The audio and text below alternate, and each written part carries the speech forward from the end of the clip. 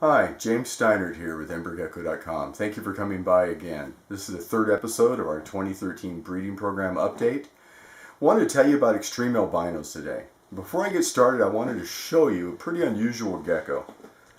This is Bambi. She's an XTreme emerine albino. This is the only one of this type I have ever seen. I actually purchased this gecko from Ron Tremper in early 2010. The reason I show you Bambi is because it gave me the original idea to start the XTreme albino program.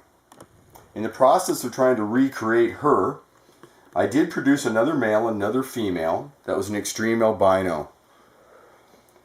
And from that, I took those three and I crossed them with our best supergiant sunglows. And from that project, here we are now in end of 2012, we created the XTreme albino. This is one of my male breeders actually. This is Blaze. Now what's unique about an XTreme albino is they're a very tangerine looking type of Tremper albino. They have the markings on the head which is typical of an XTreme emerine.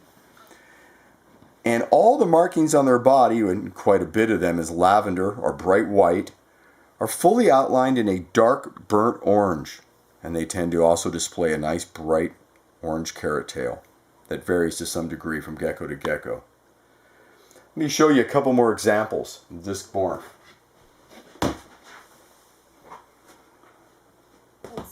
Here's one of our females.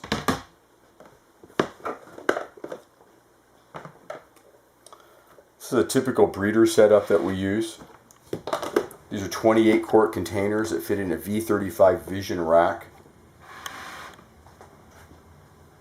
Now here's one of the females, also very similar to Blaze that you just saw. Also the white markings on the back, the burnt orange outlines. You can see on the back of the head and on the neck, the lavender outlined in the dark orange. And again, the XTreme emerine type markings on the head. A beautiful big tail. Show you one more example.